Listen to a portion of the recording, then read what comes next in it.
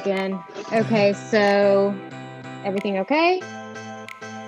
Yep. I think we'll just need you to talk loudly, which I don't think will be an issue. Done.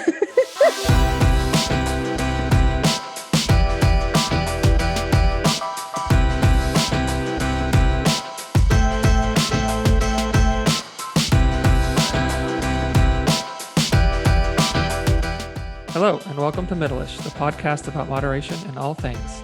I am Michael Gray. And I am Erin Green. And we have a guest with us today, which we're very excited about.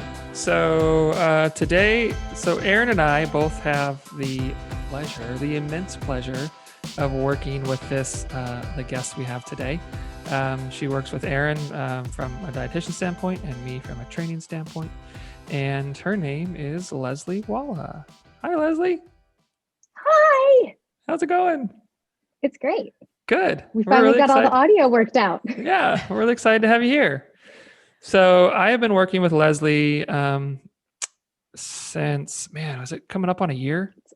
It'll be a year. The last week in November. Yeah. Okay. Yeah. So really close to a year because we're first week in November right now. And so I met Lezlie on social media. I guess she knows my wife and my sister-in-law from high school. And my sister-in-law put something out on Facebook about, just, hey, my brother's a trainer, if anybody's interested. And Lezlie reached out. And I remember talking to my wife, Kathleen, and saying like, hey, this girl you went to high school with reached out, and I guess we're going to talk and maybe do training. And she was like, who is it? And I told her it was you. And she was like, you're really going to like working with Lezlie. She's like, I think you're going to like her a whole lot. And then I remember our first conversation. It was like, have we been friends before? Because this is really easy and fun. And yeah, we just clicked right away. And it's been awesome working with you. And then how long ago did you reach out to Erin? 3 months? Something like that? About 2 to 3 months ago. Yeah. Right at the end of the summer. Uh-huh. Yeah. And so she's been working with Erin since then. And Erin's, of course, just like, yeah, she's great. She's awesome. And so we wanted to have Lezlie on the show, the podcast, just because Leslie's got some really interesting history, right? A lot of stories to tell that I think really fall in line with the whole concept of Middleish. The idea of extremes and working through them and pushing back against them and finding balance, overcoming a lot, as Lezlie will tell us. And we just felt like her story is incredibly powerful, incredibly motivating and inspirational, and just really falls in line with everything that we kind of believe in here in the podcast. So here she is, and we're excited. So Lezlie, you want to just kind of give us some background on you, just kind of your journey from when things got interesting to here. So, hi, my name's Lezlie, and I'm an addict. That's how you're supposed to introduce these things. So I'm in recovery. I've been sober for 16 and a half years from, alcohol and substances. I'm also in recovery from an eating disorder. So from one extreme to another, be it binge and purge, restriction, or just binging, period. And then I also am a bariatric patient. And not only am I a bariatric patient, I had 2 bariatric surgeries. I was going through the questionnaire Erin gave me, and it's like, kind of, how did this start? Well, food was my first drug of choice. And I think it is very much that way for many of us. Food was my first drug of choice. I first remember feeling depression in 2nd grade. That was the first time I started to talk to a therapist.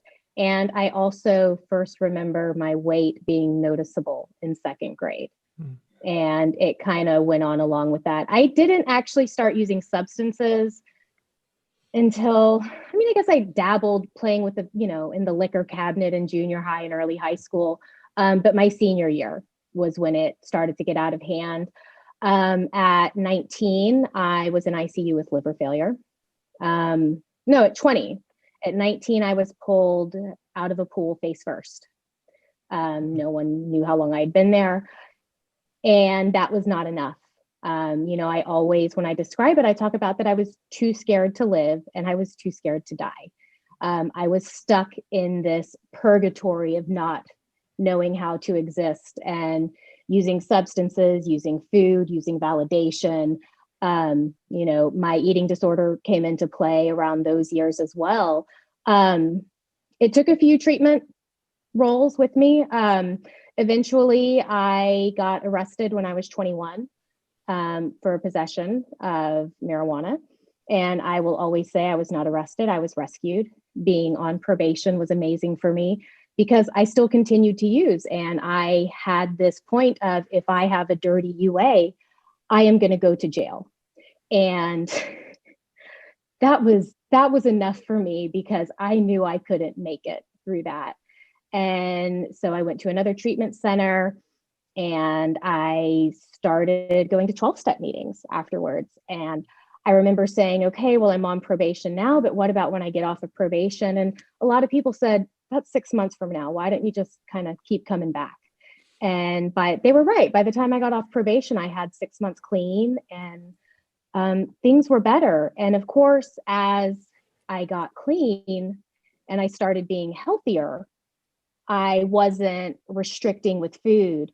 And so I slowly started gaining weight. I was also put on an antidepressant that we later found out has a side effect of making you very hungry. It's now one that's commonly used with HIV patients to help them gain weight. It was not a known side effect at that point. So I got up to, so I was about 23. I got up to 266 pounds. I am 5'2".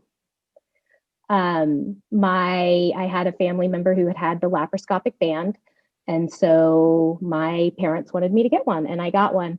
I did not see a therapist. I did not see a dietitian. I did not change my lifestyle. Shortly after that, I lost my mom to cancer, and all of the horrible things that go with that. And I started to use my lap band with an eating disorder and extreme restriction. So I lost a lot of weight and I got down to 155 pounds, but I didn't do it healthy.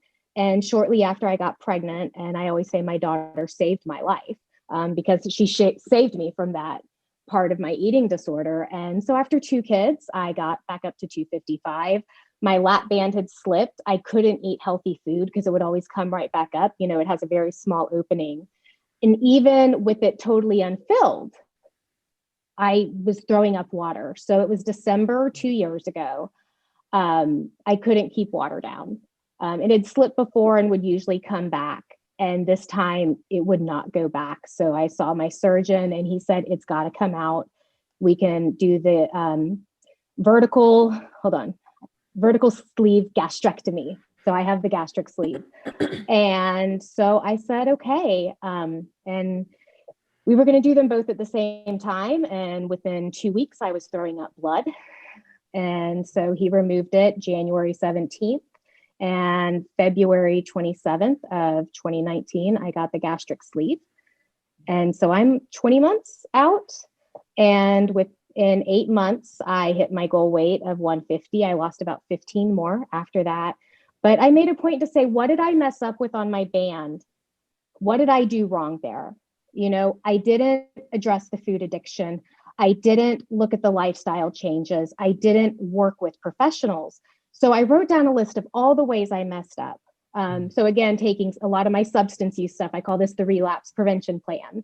Yeah. And I wrote down everything I didn't do, and I committed to doing that to really hang on to the lifestyle change. And I never tracked my food. I didn't track water. I didn't meet with the dietitian. And so I have done all of that. And to this day, at 20 months out, I have not missed a day of tracking food, which to some people, it doesn't sound very Middleish. But for me, having been that extreme for so long and having battled my weight my entire life, that was what I needed. Yeah. Mhm. And so here I am. Oh my Yeah. gosh. That's a wow. Okay. Yeah. That's a lot that's so much to unpack. And I just thank you so much for that overview, because whoa, if any of our listeners' heads are kind of spinning like, and here this woman is, and it's pretty amazing that you're here and that you're still learning. I would like to go way back to that second grade, Lezlie, when you said that you started noticing that your weight was an issue. We'll, work through the rest of the timeline, because man, there is just so much stuff there that I want to dig into. But can you tell us a little bit more about realizing when you were in second grade that just having that awareness that your size or your weight is now something to think about or to consider? So it was not something I was initially aware of. It was something other kids would like to point out to me. So that came along with that. We also, I'm an oil brat, so we'd moved overseas. And when we came back and I was in second grade, we had just gotten back from living in Africa.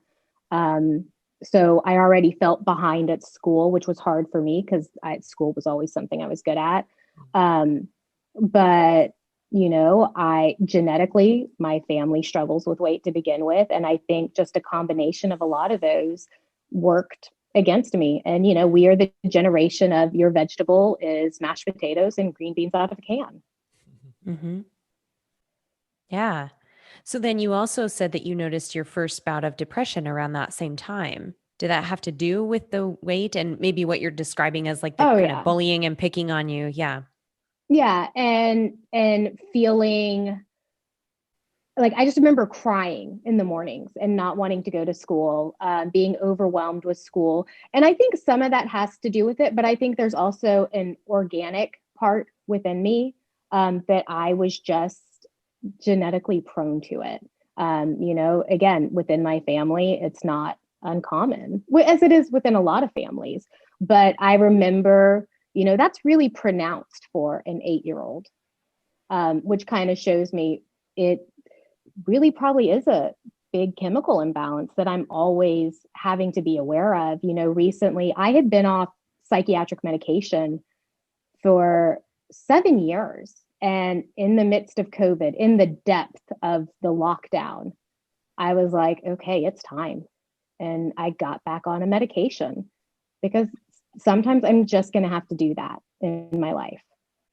Wow. And that's a brave realization. I mean, especially the road that you've been down this whole time, which has included drugs. So when did you realize that you needed medication early on in those younger years, or did you start self-medicating with drugs? How did that play out?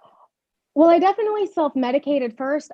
I'm very lucky that I was raised in a family where there wasn't stigma around mental health. There wasn't any stigma in getting on medication.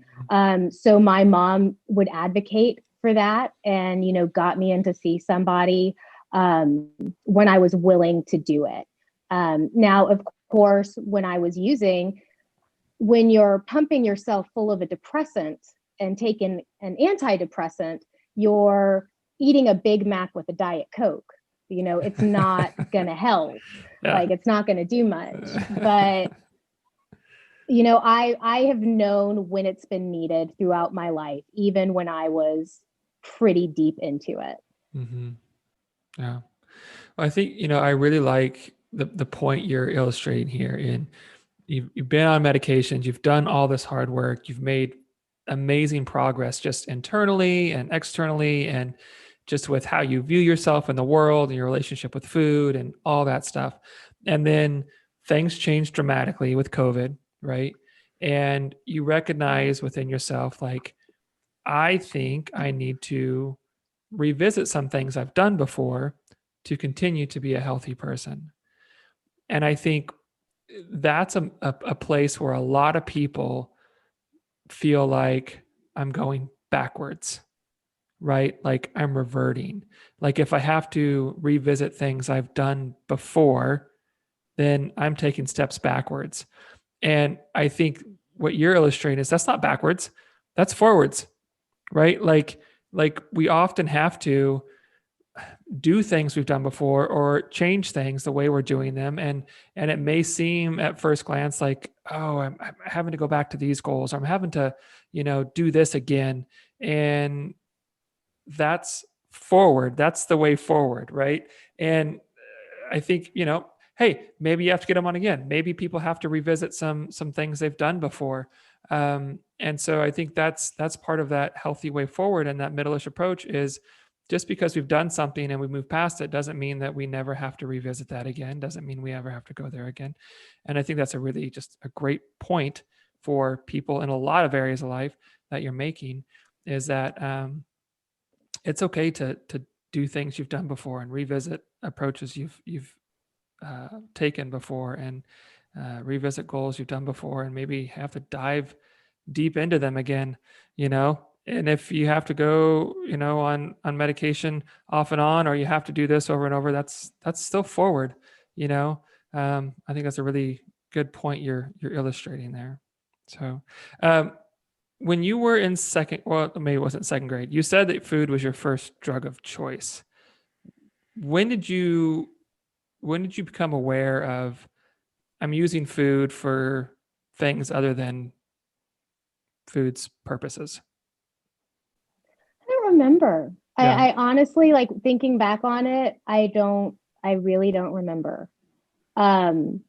I'm guessing probably high school. It was one of those things, I just kind of denial, also not really understanding, not having the emotional intelligence at that point in my development. So I think that's a really good point, because one of the things that I know when I work with people who have eating disorders, or, emotional eating, or any of those factors, that emotional intelligence, being able to identify what you're feeling and name it and respond to it in multiple ways, not just through the default, which some people it's food, a lot of people it's food, because that's a very accessible and physiological effect that food has on us.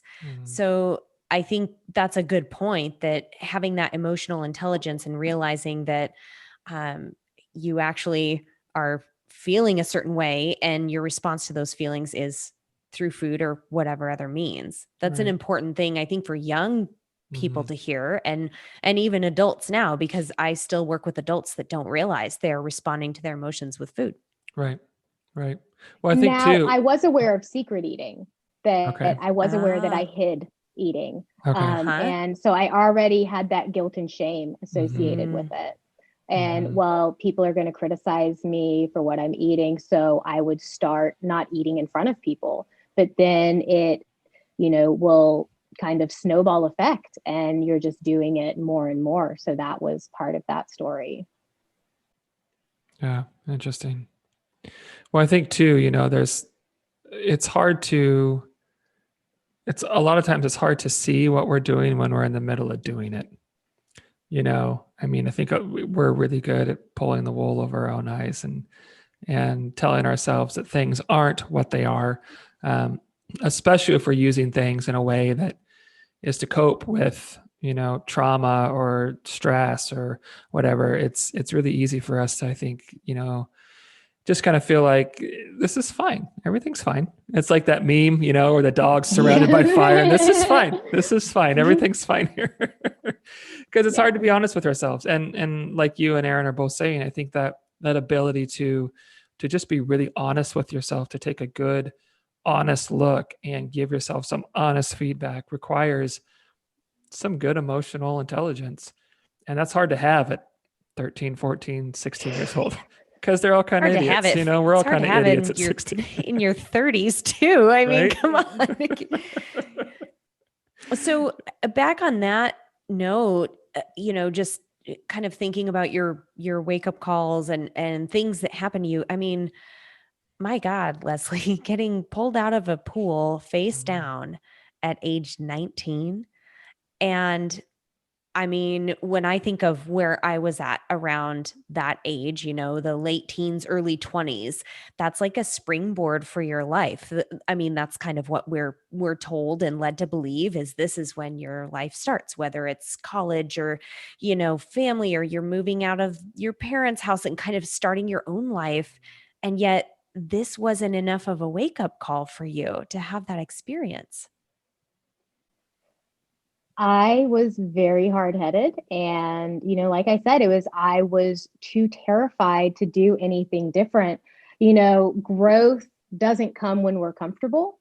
And, we don't change and get better when things are going easy and comfortable. And I just had a really, really high pain tolerance at that point.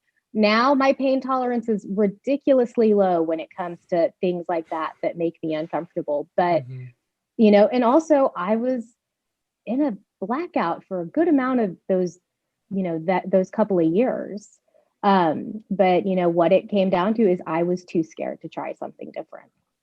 Which also is something that really, when we're looking at weight loss and going on a diet, be it bariatric surgery or working with a dietitian or just going and getting some food plans from Pinterest, doing something different is scary. If doing the right thing were easy, we'd all be way cooler.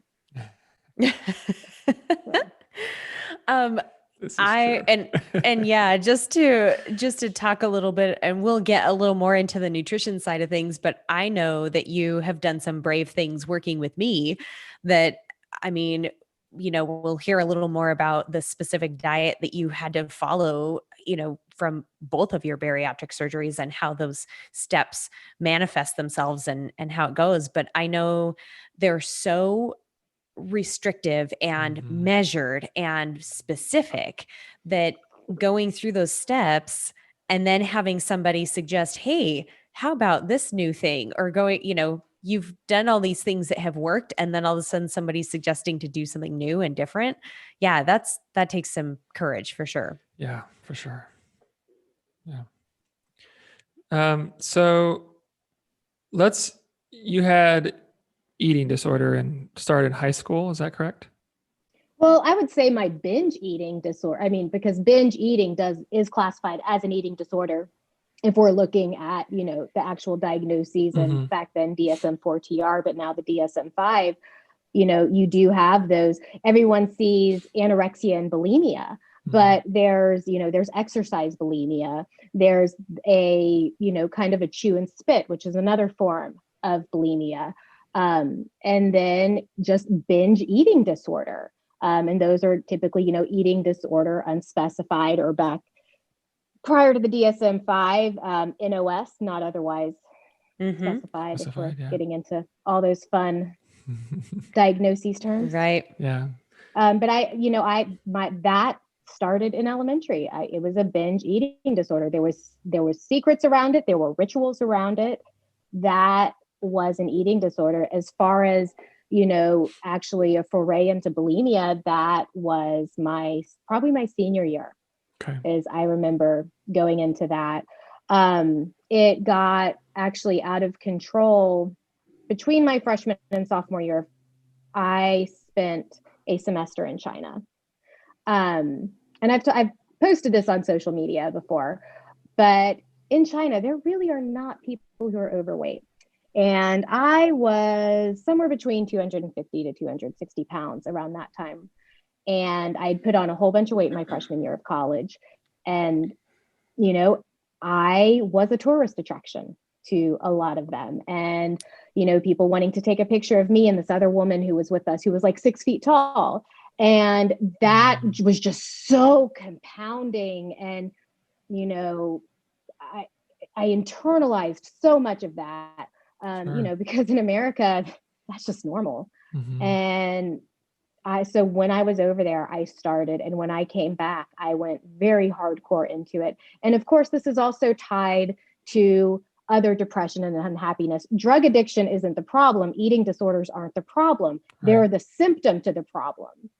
And so, that was how I was choosing to act out at that time. And that's what had triggered it and instigated it at that time. And then I lost maybe 90 to 100 pounds through that. So this is the third time I've lost 100 pounds in my life. And this is the only time it's been healthy. Oh, so you lost weight. Sorry, that's right. Michael. So you had a dramatic weight loss before you even got the lap band. Yeah. So through disordered eating. So yes. Wow. Gotcha. 1, 2, 3. Gotcha. Wow. So disordered eating, moving into lap bands, and the restrictive diet that comes afterwards. Were there challenges there because I would think that having just a real rough relationship with food and then moving into this incredibly restrictive, both calorically and option-wise diet post surgery, and then looking at where you're at now, which is a vastly improved relationship with food.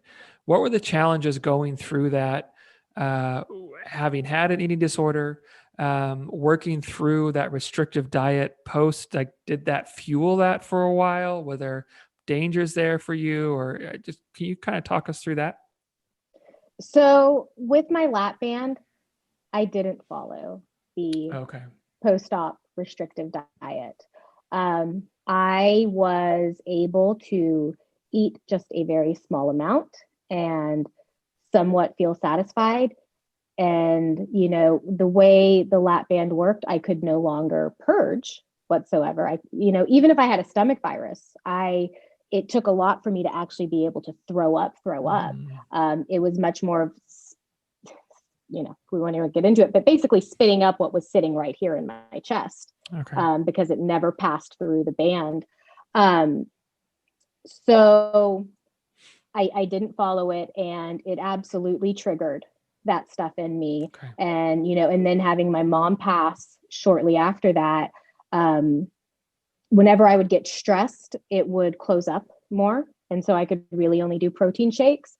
And when you haven't addressed your food addiction and you haven't addressed the eating disorder stuff, that was very exciting for me. And, lost more and more. Yeah, I can see that. So would you say that lap band sort of solidified a little bit more of your disordered eating, or like kind of almost precipitated it further? I think it would have been where it was either way. I used it as a tool with my eating disorder, but I think it would have existed even without it there. Mm-hmm. So what was different the second time around? Was that just working with the dietitian and doing all that post-op work like was recommended that you didn't do the first time? Was that the big difference? I think that is a huge difference. One, I was 37 and I did not have the neuroses of a 24-year-old. I knew much more who I was. I knew the kind of person I wanted to be. I had worked all 12 steps, which, I had heard something on a podcast yesterday that, we think the 12 steps are to treat addiction. In the podcast, it said alcoholism, but, the 12 steps treat the human condition. And I used so much of what I learned in 12-step recovery through when I had my sleeve. And now I had worked the steps by the time I got my lap band, but I was still only a couple years clean. Yeah. I didn't have a life, in recovery of living life on life's terms. Right. I didn't have the responsibility of adults and, being a single mom with 2 kids and having that full-time job. So I think I was just in a better place for it. But I did do the therapy early on, post-op from my sleeve, maybe 2 or 3 weeks into it. I remember, I started seeing the amount of calories I was getting a day, and I was seeing the amount of carbs I was getting a day. And the restriction started to make a little part of my brain happy. And I was like, oh, crap. And I saw a therapist for 3 months. And, it was so funny because it was the first time in my life to see a therapist when I wasn't depressed and, everything wasn't hitting the fan. And I was like, this voice is going off. I don't want this voice to go off. So let's do some stuff about it. And she still emails me from time to time, and she's great. I love her. That's awesome. Wow. So, and this is something that I mentioned in a previous podcast, but I think you're describing it so well with your story that a lot of people think that disordered eating or eating disorders are often just about weight loss and your size and how do I, just get down to a certain number.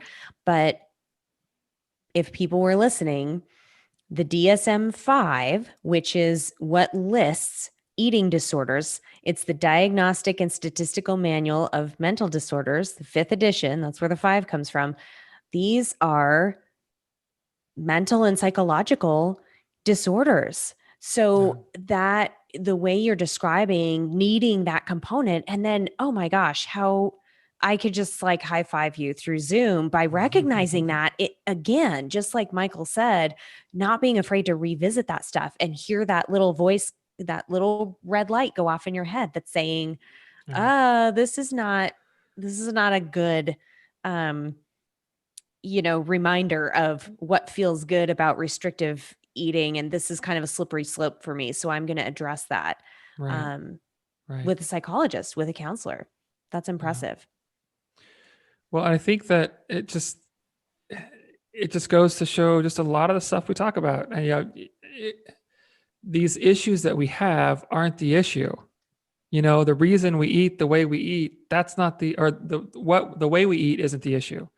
The way we do or don't exercise isn't the issue. There's reasons behind these things. And that's why, like you're talking about your first time around with this, Lezlie, is didn't do the work, didn't figure out what's behind this stuff. Because if we just try to change the way we eat, man, how many times have people done that? And it fails and fails and fails and fails and fails because there's a reason we do or don't eat the way we eat. There's a reason we do or don't take care of ourselves, and if we don't figure out what's driving that, what is causing these things to manifest, right? Like eating disorders and unhealthy relationships with ourselves and food, that kind of stuff. It's not going to work long-term because we're not really addressing the problem. And I think we just see those two things in your stories. We see a typical approach of in your first attempt of like, okay, I'm going to do this thing, but I'm not going to get into the ugly stuff. I'm not getting into the stuff that's really hard to look at. And the next time around, it's like, yeah, I'm going to do that. And you've been phenomenally successful by doing the really, really hard stuff. And I think that's where just people fail all the time is they don't get into what's behind it. They don't get into the why. Why are these things here? Why do these things, what purpose do these things serve in my life? Why do I continually, chase these habits and routines that I wish I didn't do, but are so comforting and they provide so much for me? It's that behind the scenes stuff. And so I love that you're making that point because we try to make that point, but I think it's always good when it comes from someone else. Well, and one thing that I love about working with you and Erin is that there is so much focus on, this isn't about just what I eat. This isn't about just the exercises I'm doing. This is spiritual, physical, and emotional, and it was like that for recovery, for getting clean. It's like that for an eating disorder. It's like that with losing weight. A lot of people, you sit there and people will talk about gateway drugs and things like that. But the real gateway drug for almost everybody is trauma, and the severity is going to vary. But there's been a very big shift in treating addiction where we are getting into a lot of trauma-centered therapy. The majority of addicts do have a background. Now, the degrees may vary. I did have a great childhood, but I did have trauma, and so I can recognize the good things that happened, but I can also recognize there was some crap that happened that I was powerless over. And I can now address that and not let it continue to control me. Wow. I love that. The gateway drug is that trauma is, that's powerful. Geez. Yeah. Well, so we forgot to add this in. So I am a substance abuse counselor for a drug and alcohol rehab. So that is something the industry is really focusing on now. Man, so that That's gives phenomenal. yeah, a lot of insight. Have you learned things about yourself through your work doing that? Like, do you see reflections of yourself or where you have been? You have to by, Well, yeah, right? I mean, it's just expected. I see it. I really don't do much direct client care anymore. I got burnt out very quick. I am very much an empath. It was very hard for me to not carry that emotional stuff home with me. I've been to funerals. I don't like it. And especially once I became a mother, and it was hard. Now what I do is more on the administrative side, and I get to advocate for the clients, and I get to help them, and I get to see them come through some stuff, and it's by proxy. But I feel, well, not even I feel, I know what I do makes a difference, and I know what I do is valued, and I have an amazing group of coworkers. The majority of us are in recovery. Also, they all know I had surgery.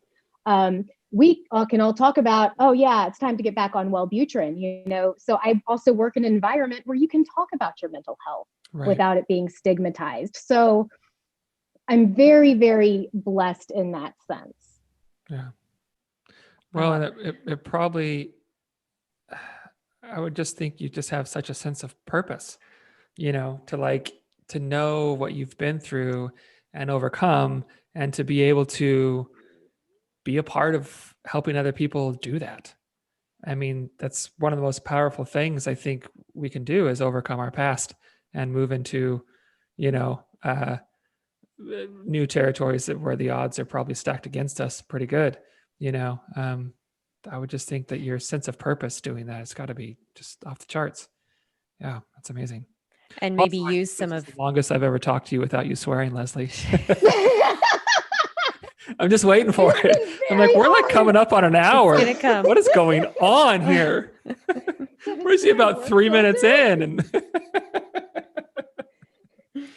she's on the spot. There's a little stage fright. So you can't just like, bleh. I was just going to add I talk all day, so I just have my work filter happening. Just adding to Michael's observation that not only just, moving into a realm where you're helping others, but actually using some of those really difficult pieces of your past that I think some people would honestly wish those things away for themselves and wish that they hadn't gone through this or put their family through that or whatever. But you're living proof that it can actually lead you to a place of compassion and helping and giving back through those experiences. Because I imagine, having lived it, you just have so much insight that others may not. Yeah. So I would like to ask you a little bit about, I'm sure people would have questions about, what is life like having bariatric surgery and like the specifics of the diet. So first, can you just tell us a little bit about the two different surgeries you had? You had the lap band and then the VSG. Yes. So, in the laparoscopic band, it's, they said it's something that's reversible, but you can have it for your entire life. And it's just a band that goes on like the little top portion. I was going to move this down, but then it would be looking total boob shot. So I'm not going to do that. Michael can edit that out. But the top little, that's going to be part of the intro. At the top of your stomach. Oh, shit. There you go. There it is. There it is. So it makes a little pouch at the top of your stomach to slow the food down. So you eat less and, stay full for longer was basically the concept behind it. There ended up being a lot of people who it would embed in their esophagus. It would embed in their liver. The ports would come, because you could add saline to make it tighter or looser, to make the opening, the stoma, to either make it bigger or smaller. And, so there was a port that would cut, it was sewed into your abdominal wall, and you could just go to a doctor and they would shove a needle in your stomach and add or remove the saline. But those would become dislodged. A lot of people developed hiatal hernias, extreme reflux. If there is a doctor that is doing them, don't see that doctor. Like no reputable doctor does lap bands anymore. Mine thankfully didn't embed. I did have a lot of scar tissue, but I had been throwing up so much those last couple of weeks. Like I couldn't even swallow spit in the middle of the night without waking up for it to come back up. 75% of my stomach had prolapsed over the band when he took it out. Oh my gosh. So it was literally killing me. Oh. So then Wow. you were brave enough to pursue a second bariatric surgery. So how did you choose that one? And tell us about that. So I knew people who had had the gastric sleeve. When I had my lap band, gastric sleeves weren't around. I had my lap band in 2006. Gastric sleeve was more a couple years later. And then maybe within 10 years after that became, a big thing because it's less severe than a gastric bypass. You're not rerouting your guts. It does remove 75% of your stomach and you have a sleeve basically, kind of like a banana. And, with the gastric bypass, if you have a lot of acid reflux, bypass would be a better option. What is not better than the other? It's what is best for you and your medical history and your lifestyle and your needs. And for me, the sleeve was the best option, just based on, I don't have any history of reflux. I had 100 pounds to lose. And I was concerned about the malabsorption that comes from a bypass. And so my doctor had suggested it. I was so miserable. And, I had kind of, maybe 6 months prior thought, like I had this one brief fleeting moment of, I'd like to revise. But it just didn't seem like it was in the cards for me. So, other than this one brief fleeting moment, like July that year. And I remember I even said something to my partner about it. And he's like, well, I support you in whatever you want to do, which is very much what's carried me through so much of this, having the sleeve. He has allowed my stomach to dictate a lot of what we do. Wow. But, so I knew I needed to do it and I had seen people have success with it and it felt right. So then you also said that you did not do the post-op dietary recommendations and like the very specific. Tell us what that is like, because I think, especially with this podcast being Middleish, what you guys are about to hear is so not Middleish, but at the same time, I think also hearing your story and where you have come from, this has probably actually brought you to a place of a little more kind of balance and calmness around food. So walk us through kind of that post-op and sort of where you're at now, how it got you there. Okay. Well, so this time I followed my post-op diet to a T, and also the post-op diet with the lap band versus the sleeve. With the sleeve, it's about not dying, because if you eat too soon and if you eat too much, you will rupture your staple line. And you can get a leak. And yes, people die from bariatric surgery. Wow. Sometimes they have a leak just due to an anomaly. And sometimes they decide to push it. So of course, I'm just going to give that disclaimer. I'm not saying if someone's had a complication, it's their fault, because sometimes it just happens. So leading up, most pre-op diets are a 2-week liquid diet, and it's about shrinking the liver, because when you're overweight, your liver's enlarged and they don't want to nick the liver. It's a safety thing. It's also kind of about getting your head in the game. Mine was 5 days and it wasn't full liquid, but 6 weeks prior, my surgeon saw my liver. And, my liver is probably one of the healthier things about me at that time. So it was fine. And so post-surgery, now each doctor varies in what they do, and they're going to vary it based on their research. They're going to vary it based on the patient. So there's not some set standard. They're all a little similar. So for 3 days, I was on clear liquids. So Jello, broth. Yeah. Any What Jell-O? else could I have? Yeah, there was a lot of Jell-O. Oh, Jell-O. Oh, sugar-free pops. I could have Nice. the sugar-free popsicles. I can't even look at those anymore. And then Not. yeah, then there was 2 weeks of full liquids and full liquid protein shakes, soups. I'd go to Panera and I would get their oh, it's so good. The why can't I think of the name of it? French onion. And I would strain the onions out. And of course I'd say no cheese or croutons. And it's like, oh my God, the salt. It was so amazing. No really tomato soup, but that, it was just a lot of that. In that time, there were some emotional moments. I always feel so dirty for telling this story because it makes me feel ashamed of myself. So in the Twilight movies, there's this scene where Bella, like, they're at a birthday party and Bella cuts her arm and Jackson freaks out because they're all vegetarian vampires and they have to pull him away. Well, I was cooking dinner for my kids one night and I got spaghetti sauce on my arm. And I was like, I just want to lick it. Like, oh my God, it looks so good. And like, I had to leave the room. Like, I was in tears and I felt like a character in Twilight. And that just made me feel horrible about myself. Awful. And so there was that struggle. It was also in that time I realized how much little extra snacking I was doing when I was making lunches for the kids, when I was making dinner. Like I would pour them Cheerios and I would just take a bite of some Cheerios. And I realized where a lot of these superfluous calories were coming in at, and just a lot of mindless things I wasn't in tune with. But so I got to the 2 weeks of full liquids and then I was 2 weeks of pureed. And well, I had a call come in. I hope that didn't. Okay, there we go. I was on 2 weeks of pureed.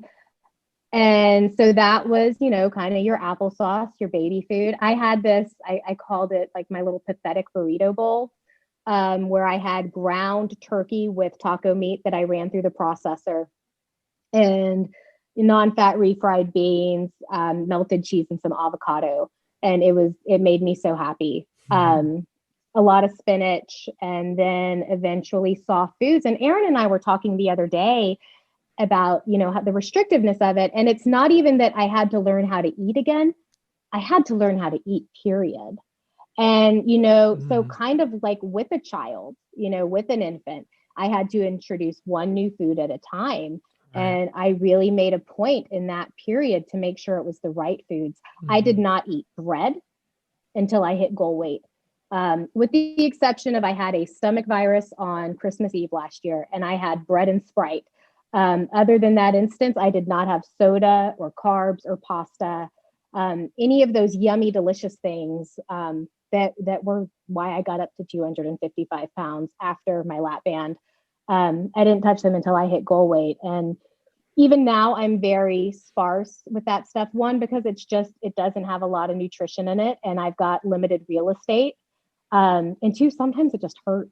The bread can swell and it's just painful. And, I still will indulge from time to time, but it's not a staple at meals. The other night we had spaghetti and my kids had pasta and I had spaghetti squash with it. So I learned how to make a lot of those little swaps in that time period. And I think one of the things that you and I have talked about is how food makes you feel physically, because you're very aware now of not only the history of disordered eating and how food has been an emotional or an addictive, kind of drug for you, and those super indulgent or super flavorful or what we might call trigger foods that a lot of people experience. You actually are tuning into a little more of how this makes you feel physically, which do you think that's helping you so that you can sort of, delineate between satisfying emotions through food, but then also satisfying like what your body physically needs through food? Oh, absolutely. And, one thing I've noticed, it's potatoes and it's certain bread products. Like the next day I feel very lethargic. I feel swollen. I feel run down. And, at 250 pounds, I just kind of always felt tired. So maybe, it did have to do with from the carbs. Maybe it had to do with the fact I was carting around 100 extra pounds on a Right. 5'2" frame. Right. Is a lot of that, but I can feel a difference. And then when we were talking, I also realized, well, I guess when I eat potatoes now, they're kind of usually a couple of French fries. So there's that fried aspect.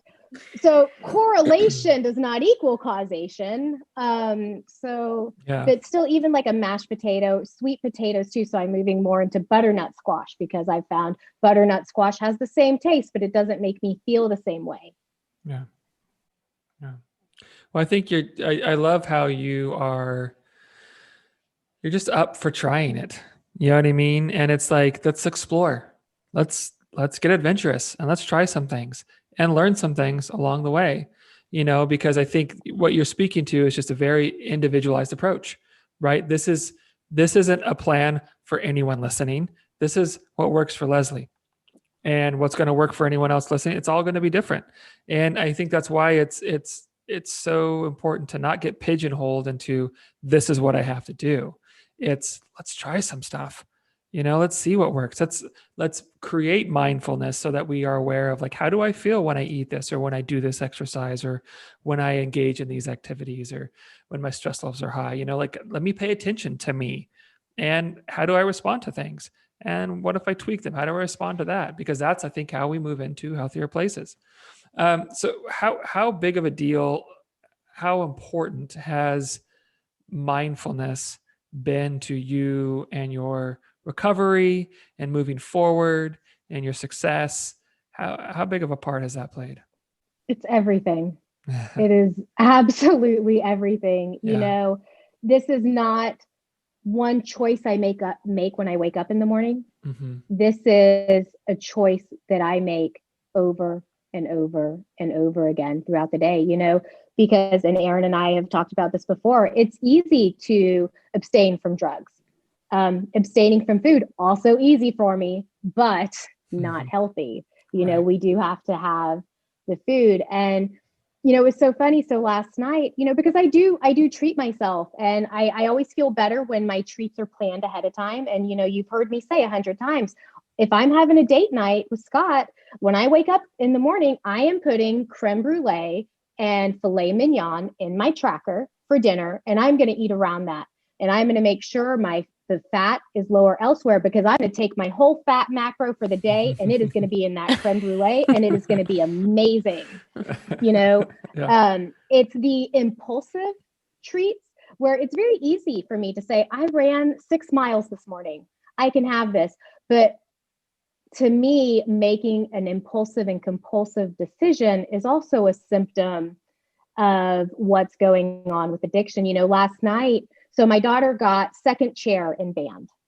And I was like, okay, you pick what we're going to have for dinner tonight, and she wanted Dairy Queen. She wanted tacos from Dairy Queen because for some reason she thinks those are good tacos. And so we went there and they had this new blizzard and it was a snickerdoodle blizzard. And there are many times I've gotten a mini blizzard, eaten 3 bites and thrown it away. And I was about to do that. And I was like, no, because I didn't plan that. And I still need to eat dinner and I still need to have 2 more servings of vegetables today. So I'm not going to do that right now. I can have some chocolate chips after dinner if I'm still wanting something sweet. And I moved on and I didn't get it. But again, that's one of those instances we don't realize when we are going to baseball practices and piano lessons and all of that, how much when we're picking the food up for the kids that we're just, eating garbage. And one thing Erin and I have talked about too, how do I deal with that, was in my pre-op diet, I could only eat certain things. So if I went somewhere, like when my brother got married, I had to take my snack bag. And so now if I have to go pick up my kids and meet their dad, and I know they're going to want dinner, I haven't eaten anything yet, I'm going to throw some stuff in my snack bag to eat in the car. That way, when we drive through Chick-fil-A, I'm not going to sit there and, want to eat the hate chicken because the hate chicken's really good. And so that's how I avoid it. I have to plan ahead. Same with work. My office used to be in Montrose, which is kind of the hip little part of Houston with amazing food. So I had to pack ahead of time and I take my little snack bag and I post pictures of it on Instagram. Y'all all know what my snack bag has in it. So Yeah, I'd highly recommend checking out some of her food prep because this girl has got it dialed. So I want to hear a little more about the running. You just kind of threw out there, oh, if I run 6 miles. Okay.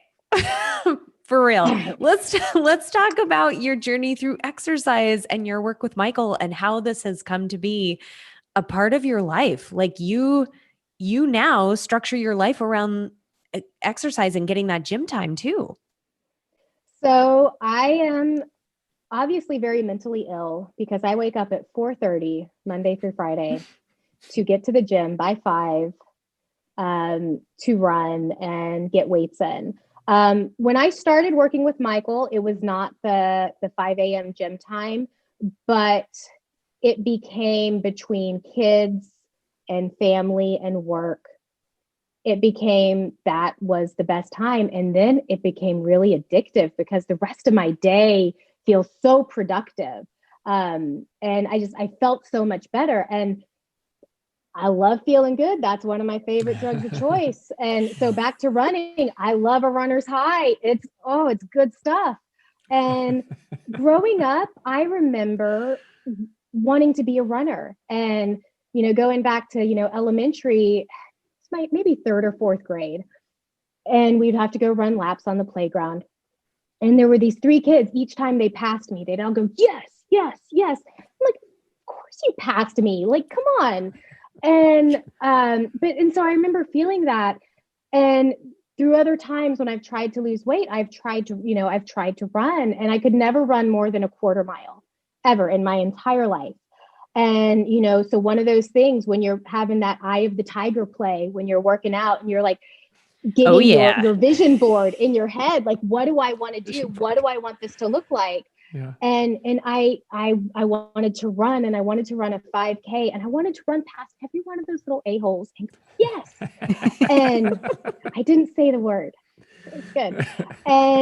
And you know what's so cool is instead of sitting there and being in this place of, well, I did it and I showed them, I'm friends with all 3 of them on social media, and all 3 of them have congratulated me and said like that they're proud of me and cheered me on. And so it's very cool to have that come full circle. And, I am very open about my recovery on social media. I'm very open about my, weight loss surgery, which is not for everyone, but for me, 1, it holds me accountable, and 2, to stop stigma. And it's helped others talk about their experience. And a lot of people reach out to me with questions because I'm just I live out loud. I don't know how to be anything but transparent, to my own detriment at times. But the running, I wanted to do it. And I started following some bariatric people on Instagram. And there was this one girl, Shelby, who was a runner, and she was running half marathons. And I was like, I can do this. I can be a runner. And it was September of 2019. I ran my first mile without stopping.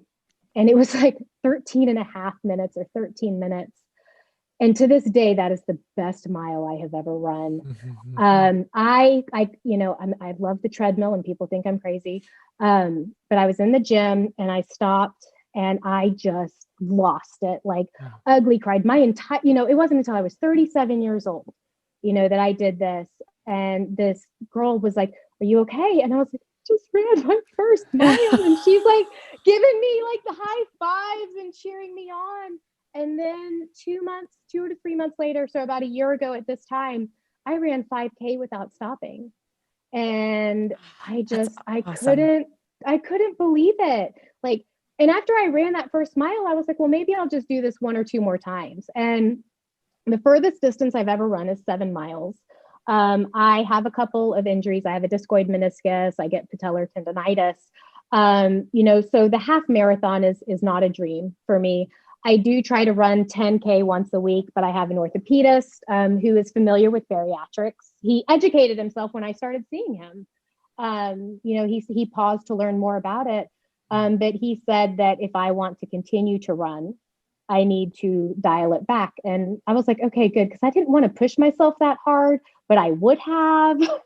So it's it gave me an easy out. I'll run anywhere from 2 to 6 miles a morning, and I love it. It is therapy. It is meditative. I am able to, if I have a stressful day at work, I can sit there and get my head in the right spot while also just kind of checking out. And so, I am going to be neurotic at all times. I like to weigh myself before and after a run just to see how much sweat I lose. And there's been a weight difference of like 4 pounds, which also at the same time is like, helped me learn that I don't have a weight. I have a 5-pound range, and it's because like, look at how much that happened just from, in 1 hour. Right. So it helps me to not freak out if the scale is a little bit higher one day than not. But I love it. And Shelby, the person who I was following on Instagram, ended up moving to Texas and asked to join a bariatric group that I'm in. And I was like, oh my God, it's Shelby. It's Shelby from Instagram. And we became friends. And we have another friend, Laura, who's also bariatric and a runner. And Laura rides horses. And Laura and I became friends first. And I rode horses growing up. And that was my happy place. And that was the only thing I ever felt I was good at athletically. And, I quit in high school because of extracurriculars. And by the time I could get back into it, I weighed too much. And so this summer I got on a horse again with my friend Laura. And by like that first day I was jumping again. And when we got off, like I was in tears and I was like, I don't think you realize what you've given back to me. And she looked at me and she was like, I absolutely do. And I know she does. And so again, social media, bringing those relationships into my life and working with bariatric, people and making those friendships. But I could talk about this stuff all day. So y'all might want to just cut me off. Well, one thing I love about you, Lezlie, is you live out and you really exhibit this whole concept that reaching the goal, like the weight, is not the end of the journey, right? Like that's the beginning of a whole lot of things. And I think so often people feel like, if I can just lose this weight, if I can just get to this size, or if I can just get there, then I'll be happy. And it's like, there's so much beyond that. There's so much that we learn about ourselves and, that mindfulness stuff and these tools and skills, being a healthier person, that then play out in a whole bunch of other ways in life that just make life so much more rich and full, because we're not bound by these constraints of our own limitations in our heads and, physically, mentally, emotionally, that there's just reaching that goal. So often people are like, just let me get to X and then I'm good. But getting to X leads to so many other things.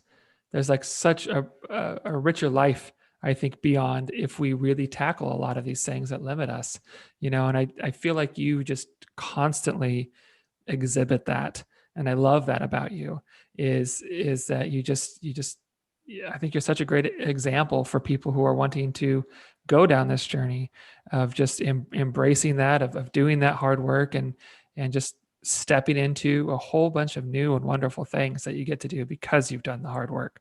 I love that. Well, and one thing that you and I have talked about before is happiness is an inside job. I got down to 150 pounds with my lap band, but I wasn't happy. My outsides might have looked good, but, I had a slumlord running the insides. One thing I always stress to people who are interested in bariatric surgery is like, 1, it's not for everyone. 2, are you willing to work on your insides? Because you can look perfect outside and still not be happy. One thing I see a lot of people struggle with in bariatric groups is, they kind of think this is going to be the panacea. And if I can just get to that goal weight, I'll be okay. And then you get to that goal weight and guess what? You're still stuck with you. Or then they see, guess what? There's going to be some loose skin. You don't get to abuse your body your entire life and not have some leftovers. I always use the balloon analogy. You blow a balloon up for 5 seconds, let it out. It's going to look fine. Have it blow up for 3 days and then let the air out. it's going to change. But so I see women, you know, depressed almost to the point of being suicidal because of that. And I think that again reemphasizes, if we have something tangible that is set as what is needed for us to feel fulfilled in life, we are going to just break with that. You know, happiness comes from the inside. And when I had my surgery, my health might not have been the best, but I knew who I was. I liked who I was. And, you know, of course, I can always improve upon myself. That's just the human condition. But I didn't need the surgery to be happy with who I was. And I think that's something a lot of people miss. And I wish more surgeons would have a mental health component. Yeah, that's huge. That's huge. And, I love that. And the way you live life now with the horseback riding, especially, I just think is so fantastic, because there's nothing like that connection with not only a sport, but with another being, with horses, you know, even with your friend who's getting you into that, and experiencing life in just a completely different and new way. Like Michael said, it wasn't like getting to the weight was the goal. It was getting through to the other side so you could really be living. Yeah. That's and awesome. also, you know, being able to do things that I've never done before. I just absolutely love going out and going hiking and climbing rocks, and, you know, just not feeling that I have to sit on the sidelines, being on the beach this summer and going out in a goddamn bikini. But now it was high-waisted. It was definitely high-waisted, but I feel like I'm living my life so much more. I'm running 5Ks and 10K races. Now, a lot of them have gone virtual. And I always, this is one of my favorite stories to tell. But so when Michael and I had started working together, we'd never met in person. I hadn't seen his wife since high school. I hadn't seen his sister-in-law since around college. But so we started working together, and I was telling him I signed up for a 5K. He's like, "Oh, that's cool. Where's it at? Like, I might come do it." And I'll be like, "Okay." Oh, there it is. I was like, "Okay, yeah, come sign up." And Michael's put the picture up. Yeah. Michael's like, "I'm not going to run it." He's like, "But I'll come up there." Michael doesn't get like carried running. Away. Let's not get carried away.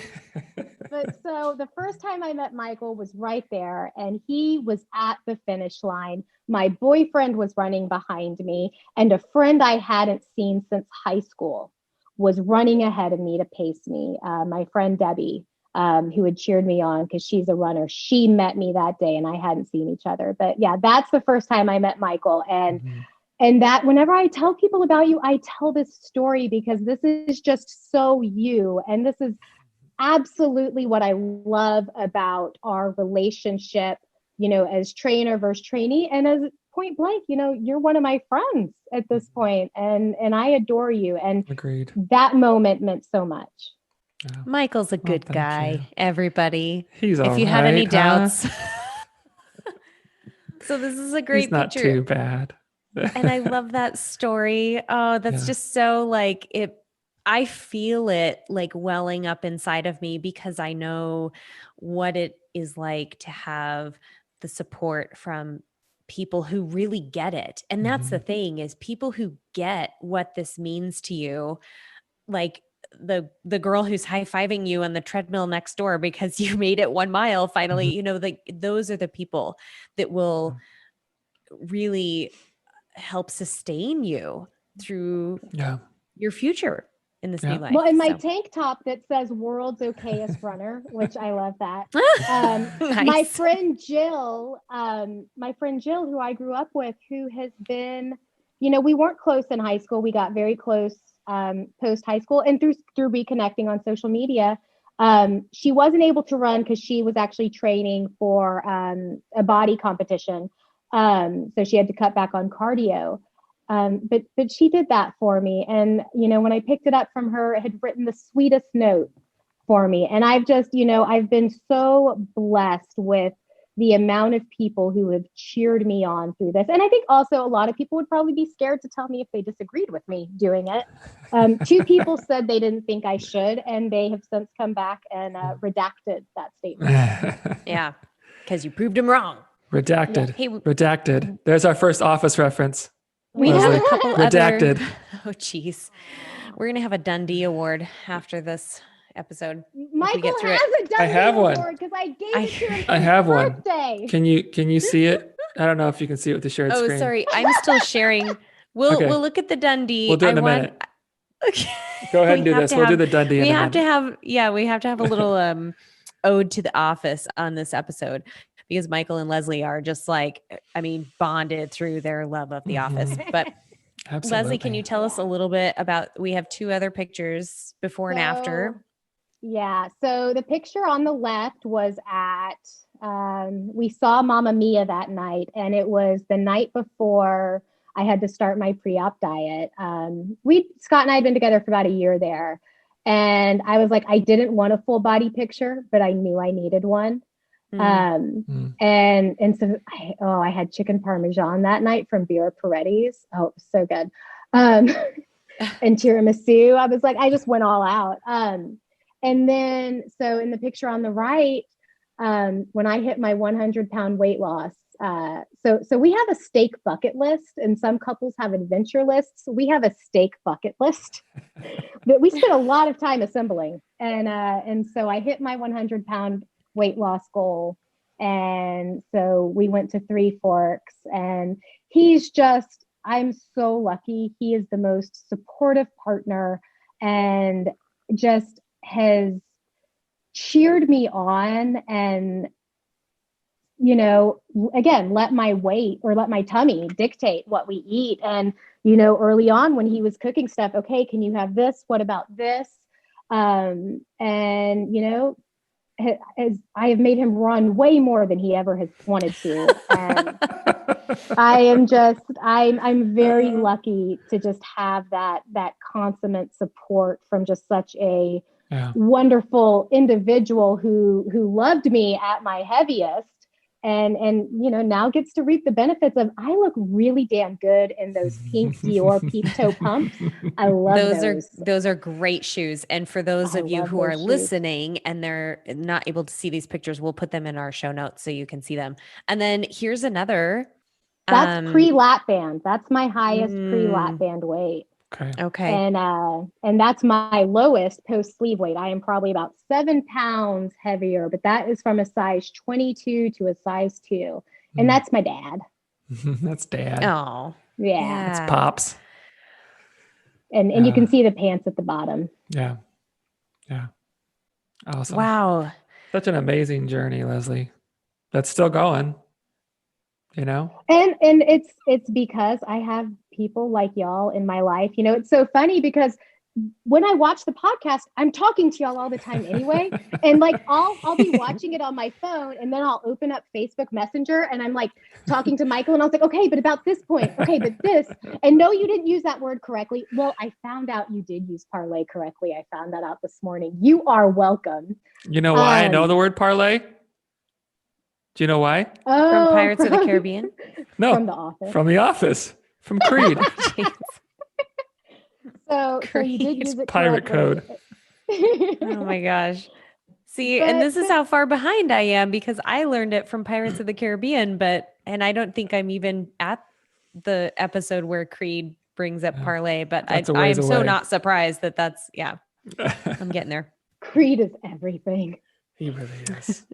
He's fantastic. But yeah, because I have support from people like y'all who don't judge bariatrics, which is something Michael and I talk so much about. And I have sent him so many bariatric patients because he doesn't judge. He doesn't sit there and try to insert himself into that idea. Okay, if this is what you did, all right, let's work with it. Initially when we were talking to nutrition, and he's like, so your carbs are kind of low. And I explained, well, with bariatrics, like this, and this. And he's like, okay, cool.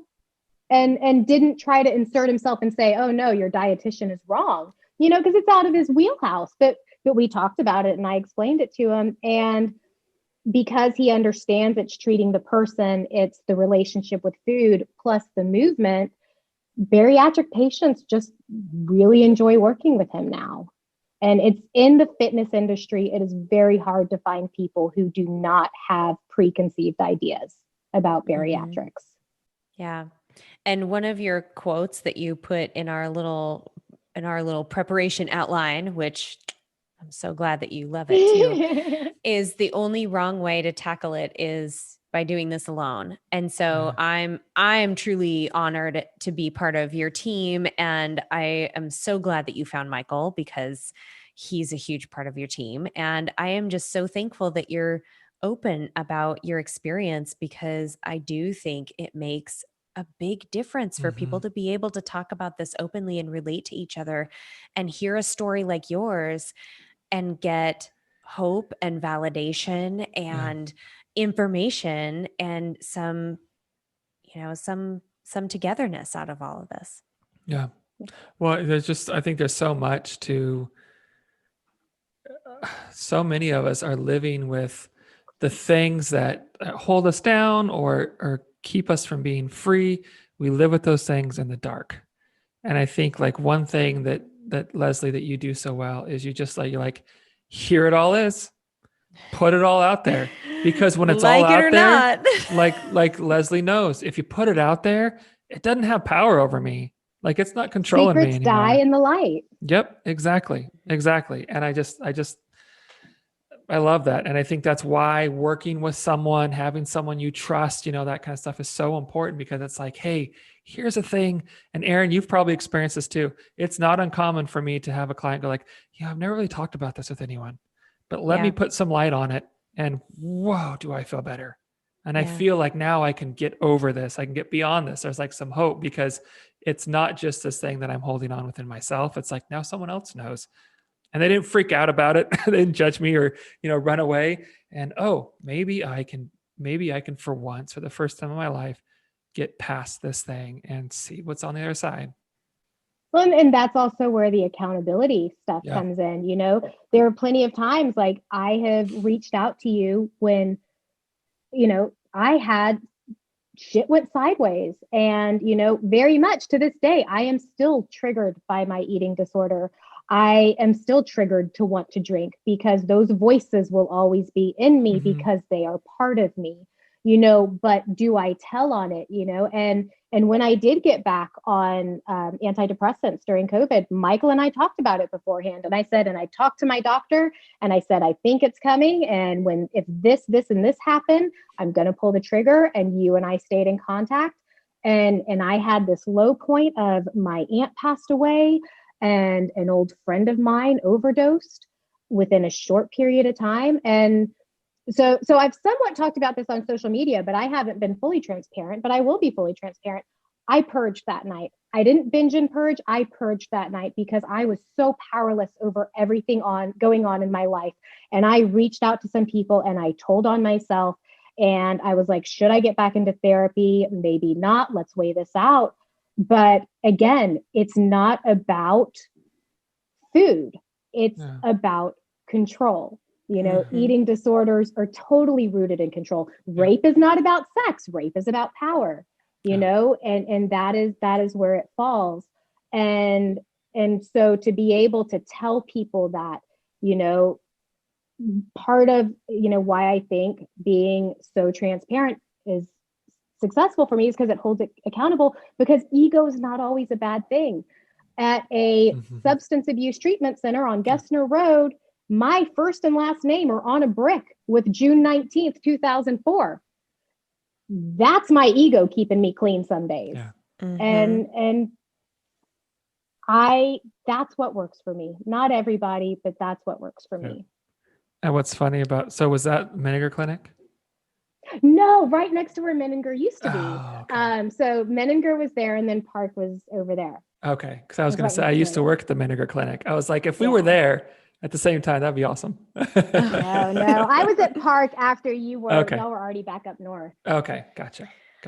Well, thank you so much, Lezlie. This has been a really great discussion. And I'm kind of anticipating some questions and some comments on this too, because it's, it's very impactful to hear a human story like yours. And thank you for being so open with us.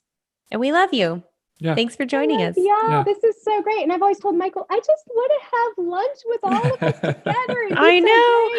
Once Yeah. COVID is done, we're going to have a little Middleish kind of Get lunch gathering, something. Yeah. So should we talk about a meaning in the mundane? Yeah, let's do it. Oh, I didn't prepare one. Shit. That's okay. I usually don't. One of us can go. That's okay. Yeah. Michael just like off the cuff every time. So I had one, but I have a new one now. Okay. Go for it. You go first. Okay. So this really isn't a cop out. But honestly, mine right now is this that we're doing right now.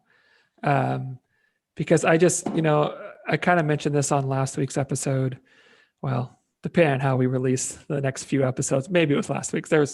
Recently I mentioned this because sometimes we do this out of order. But just how much I love this job and why I love this job. But Lezlie, I always look forward to our conversations on the phone. You really have become a friend of mine as well. And just the way that people usually come to me in a place of desperation, maybe a strong word, but it's like, I can't do this anymore. And something's got to change, and to start there with somebody and get to work through a whole bunch of stuff with them and be a part of their journeys and see growth and see, new things take root and begin to grow and just all that stuff is such a wonderful, awesome experience. And so to just get to really just celebrate that over the last, hour and a half, 2 hours with you doing this and seeing how far you've come and just getting to be a small part of your journey is just amazing. It's so incredible. And I'm so freaking proud of you and the hard work that you've done and that you're continuing to do and how you are such a great example to others. It's just like, this has been so fun to I feel like all we've been doing is just celebrating like health and success and moving forward. And to just get to do that and to get to do that with you is just awesome. Mm-hmm. So yeah, that's mine. That's all. That's yours. Well, gosh, I have a few different ones I could talk about, but I will probably, even though I don't know when this is going to air, we might release this, a few weeks after Halloween, but Halloween was this past weekend upon recording, and we had a little Halloween parade in our neighborhood, and Matt and I just sat out by the fire pit and watched the little trick-or-treaters come by, and a couple neighbors came and stood around the fire pit, kind of distanced, just some social time. And I just was so thankful that this little cute neighborhood parade was organized and seemed to be such a wonderful little event for these kids, even though, the traditional trick-or-treating thing has been largely canceled in a lot of places around the US because of COVID. So Matt just kept saying all night, like, how fun this was, like, just to be outside and see our neighbors, in the little costumes. And we put together little bundles of treats and put them out on the curb. And so they had their individual little, treats they could pick up. And It was just a really good time. And it was, we didn't even dress up. We just, we just went outside with, fire pit and some beer and some chili and just kind of watched the kids go by. So it was nice. Yeah. That's awesome. It was great. Have fun. Mm-hmm. Very cool. You got one, Lezlie? Okay, no pressure. I have like 1,000 actually. I love identifying things that I'm grateful for because it's, my story. It's something that has been very life-changing for me to focus on little stupid things that make me grateful. But I gotta say, so for me, so I go to the gym at 5 a.m. and I call them my 5 a.m. friends. Like, we don't really talk to each other than sign language. Like, are you using that? Oh, okay, good. One more rep, one more set. Or it's just hi. And and I know their routines and I know what brand of gym clothes they prefer. But I had taken an off week, and one of my 5 a.m. friends, Tasha, she's the only one whose name I know, and we will chat from time to time. She knew I was taking an off week, but no one else did. So the guy who always, because I have my favorite treadmill, and there's a guy who always gets the treadmill. We all do, me. yeah.